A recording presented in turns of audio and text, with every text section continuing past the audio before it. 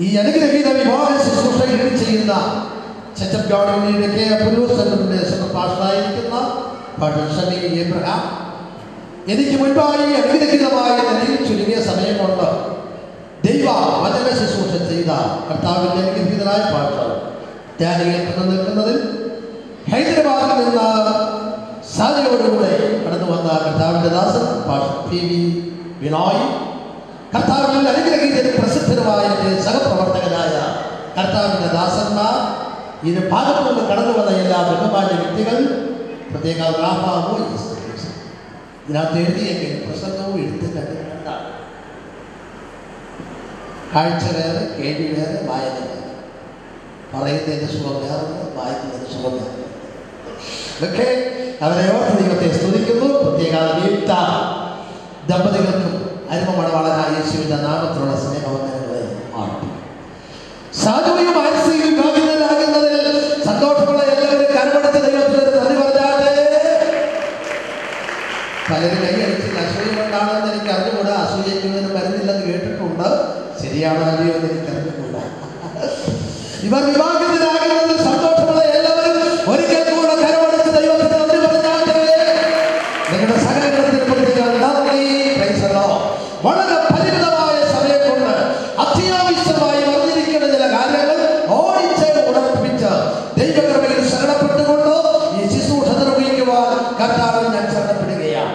ഈ വിവാഹ ശുശ്രൂഷ നടത്തുവാൻ തക്കവണ്ണം എന്നെ വളരെ താല്പര്യപൂർവ്വം ക്ഷണിച്ചതായ വൻകരമ്പിൽ ഞാൻ സ്നേഹിക്കുകയും ബഹുമാനിക്കുകയും എൻ്റെ സഹോദര തുല്യമായി സ്നേഹിക്കുന്ന രാജപുത്രനെ ഓർത്ത് ഞാൻ ദൈവത്തെ സ്തുതിക്കുകയും വാഴ്ത്തുകയും ചെയ്യുന്നു. വൻകരമ്പിൽ കുടുംബം വർഷങ്ങളായി ആധ്യാത്മികമായ ബന്ധത്തിലും അവരുടെ ദുഃഖ സന്തോഷ വേളകളിലും സംബന്ധിപ്പാനിടയായ സന്ദർഭങ്ങളെ ഞാൻ ഓർക്കുന്നു. തീർച്ചയായും വൻകരമ്പിൽ കുടുംബത്തോട് പ്രത്യേക രാജുവിനോട് പ്രത്യേക നന്ദി അറിയിക്കുന്നു.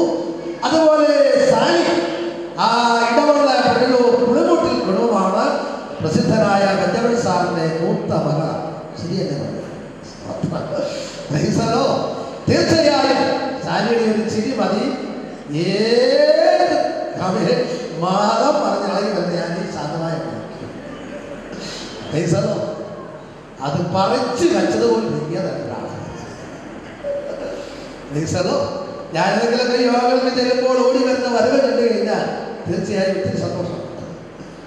അതുപോലെ തീർച്ചയായും നിയുക്തവരും സജയെ കുറിച്ച് ഒരു നല്ല സാക്ഷി അമേരിക്ക തൊട്ടിക്കോട്ടെ കേട്ടിട്ടുണ്ട്. ഞാൻ ദൈവത്തെ സ്തുതിക്കുക. അമേരിക്കയിൽ എത്രയും മിടുക്കനാണെങ്കിൽ ഇന്ത്യയിൽ അതിന് മിടുക്കനായിരുന്നു. ഇത് ചിലരുടെ അതിനേക്കാൾ മിടുക്കനായി.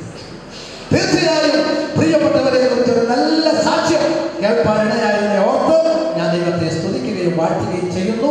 പരിമിതമായ സമയം കൊണ്ട് കുടുംബജീവിതത്തിന് അത്യാവശ്യം പറഞ്ഞിരിക്കുന്ന ചില കാര്യങ്ങൾ ഓർമ്മിക്കുവാനാണ്. പത്രോസിന്റെ ലേഖനം, 1-ാം ലേഖനം 3-ാം അധ്യായം 7-ാമത്തെ വാക്യം തൊട്ട് വായിക്കുമ്പോൾ കുടുംബജീവിതത്തിന്റെ ഭദ്രതയ്ക്ക് ആവശ്യമായ 4 വിധ ബന്ധങ്ങളെ കുറിച്ച് അവിടെ പറയുന്നുണ്ട്. 1-ാമത്തെ ബന്ധം ശാരീരിക ബന്ധം. മേലാളവർ രണ്ടല്ല ഒരു ദേഹമത്രേ, ആകയാൽ ദൈവം യോജിപ്പിച്ചതിനെ മനുഷ്യർ വേർതിരിക്കരുത്. പാസ്റ്റർ പറഞ്ഞ് ഞങ്ങൾ ഒന്നാണെന്ന്. ബസ്സേ കയറുമ്പോൾ ടിക്കറ്റ് ഒന്നെടുത്താൽ മോനെ വെള്ളം കുടിക്കും, ടിക്കറ്റ് 2 എടുത്തോളൂ. പാസ്റ്റർ പറഞ്ഞ് ഒന്നാണെന്ന് ആൻസി നീ കഴിക്കണ്ട ഞാൻ കഴിച്ചോളാം എന്ന് പറഞ്ഞാൽ അധികം കഴിപ്പിക്കാൻ ആള് കാണുകയില്ല.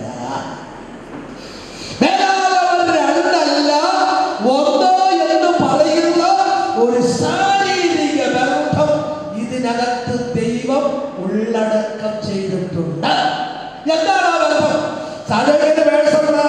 ആ വൈകുന്നേരത്തോട് ദൈവം ഈ വേഴ്സുണ്ടാവും വെക്കുന്നത് എന്നോർത്ത് ഭാരപ്പെട്ടിരിക്കുമ്പോഴാണ് ഇന്ന് മുതൽ വിശ്വസിച്ച് പേഴ്സേൽപ്പിക്കുവാൻ പറ്റിയ ഒരാളാണ്.